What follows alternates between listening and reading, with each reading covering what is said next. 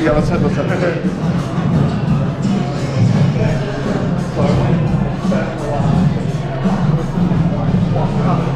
Corey King, side project. Yeah. My first production hire. Yeah. Then became my head brewer.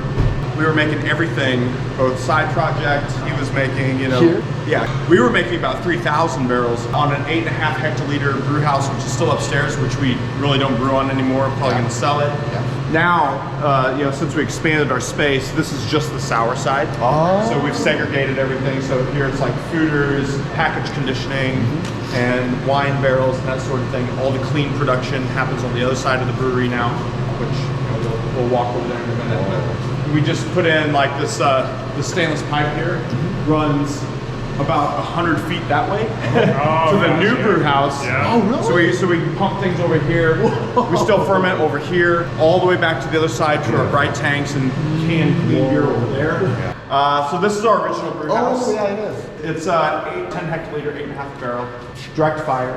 All of our direct fire. All of our brew houses are direct fire. Yeah. And Corey said it. He learned it from Perennial. Yeah. So our second location, Perennial on Lockwood, which is in Webster. Yeah, we have a 5-barrel direct fire, and then we have a 15-barrel 3-vessel direct fire. Like, do you have any reason for it? We don't have a boiler. That is. 15-barrel 3-vessel brew house. We brew about 5,000 barrels annually. That's not that big. Yeah, our brand has been bigger than what we actually brew for a long time. I think a lot of people always assume we're bigger than we are. Because like lots of Koreans always get your beer from Tavor. Yes. So I didn't realize that they were buying it from. Hey man, you need to get me with these K-pop guys so I can really grow. Oh yeah. They make things happen. They move mountains. I opted for 2 kettles, so because we do a lot of high gravity stouts, obviously, and so we can like rack off to one, lauder to one, and start boiling, and then we can mash in the second one and get another boil going, and have 2 boils going at the same time. Can I ask you what those are? The tanks behind? The small ones. Those are called torpedoes. Those are 3-barrel vessels, and we use those. The ones for the Sierra Nevada? Hop trees. Yeah, exactly. So they use it for as a hop back. What we do with those is add stouts and that sort of thing. You can even use the torpedoes for We'll fill those exactly, and then rack in, fill that. Unlike a lot of breweries that do like a circulation thing, we just kind of soak in those. So we'll fill 3 barrels into that tank and just hold it for however many days we want to. What do you feel is the bigger difference between it? I feel like the less you circulate, the less oxygen pickup you might get.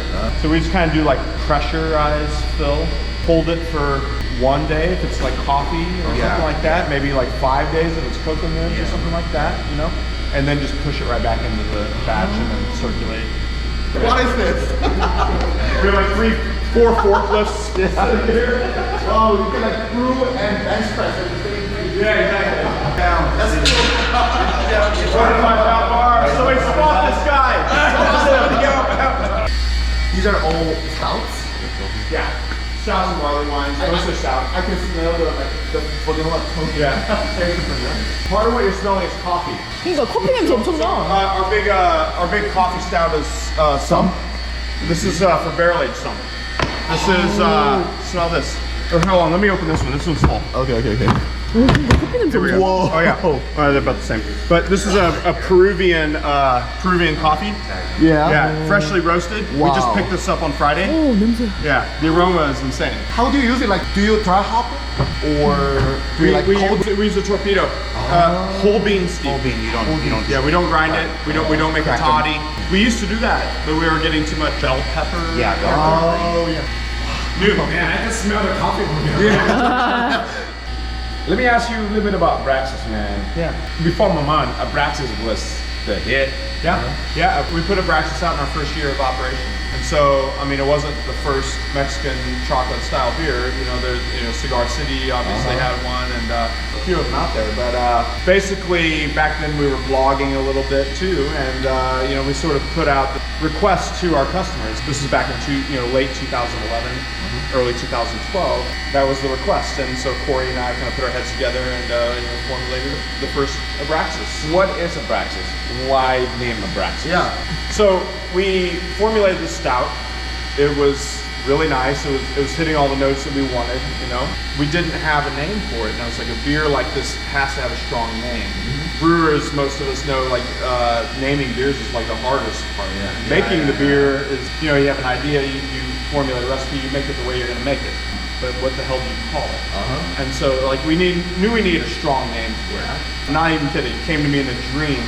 I was agonizing over it so much that I had this dream and I woke up in the middle of the night, like kind of almost like sweating. So Abraxas means a few different things, but Carlos Santana put out an album called Abraxas.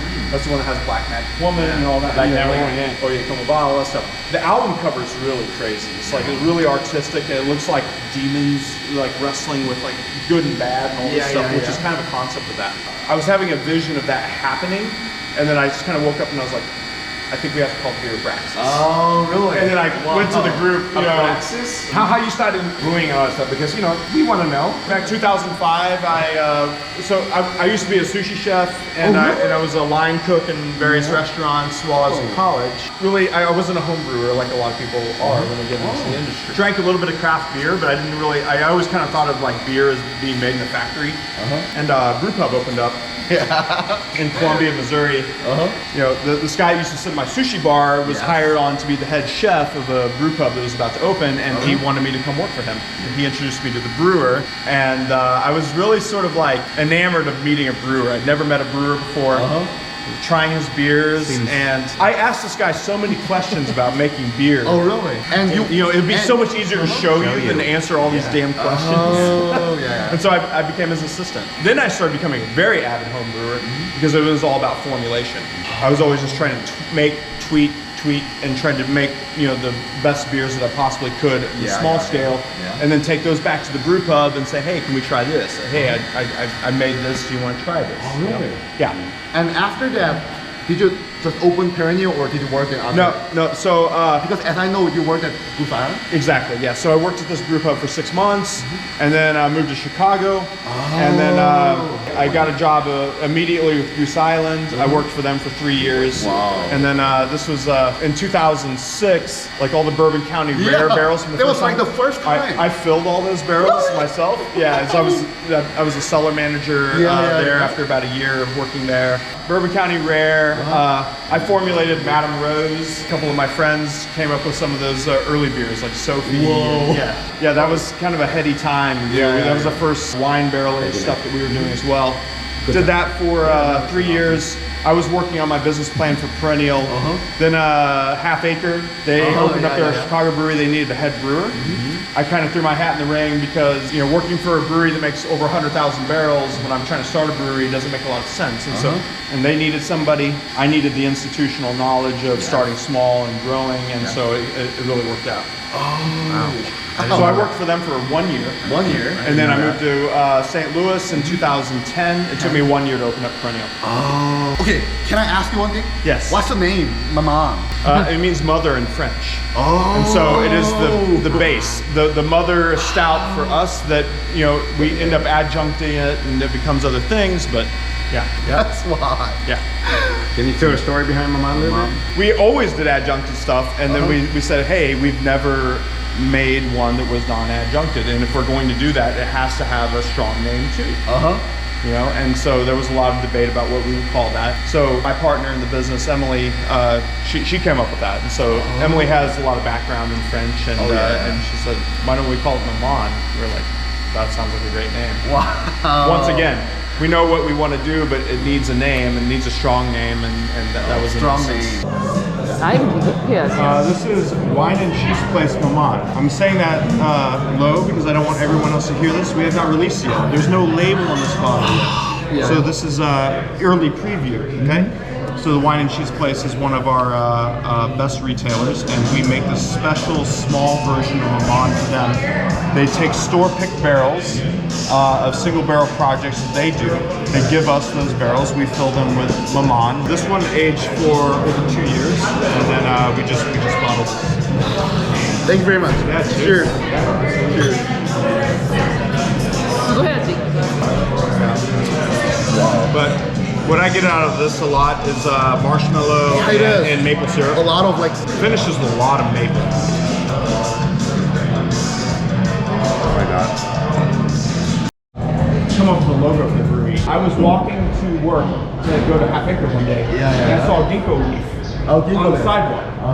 And it just really struck me, and I said, that's what I want the logo to be. I want it to be this ginkgo leaf. This is so distinctive, right? So ginkgo trees are hundreds of millions of years old. They never, changed in the fossil record. It's the only member of its own family, and so it's so distinctive because of that. So you got all the other trees in the world over here, and then you have the ginkgo tree way over here. Very distinctive. And that's why it really stands out. And so I started studying ginkgo trees, and one thing that popped up was the name perennial, because perennial means enduring. The ginkgo is a very enduring plant. It's been around the same for millions of years. And then you have like ginkgo trees in China that are like 2,000, 3,000 years old. You have ginkgo trees in Japan that survived, in Hiroshima, survived the blast, right? And it's like, it's the most enduring plant that we know. And so I was like, I wanted to name my brewery after that enduring aspect, which is perennial. Thank you very much. Yeah. I've always wondered that. Yeah. Thank you very much. Yeah, absolutely.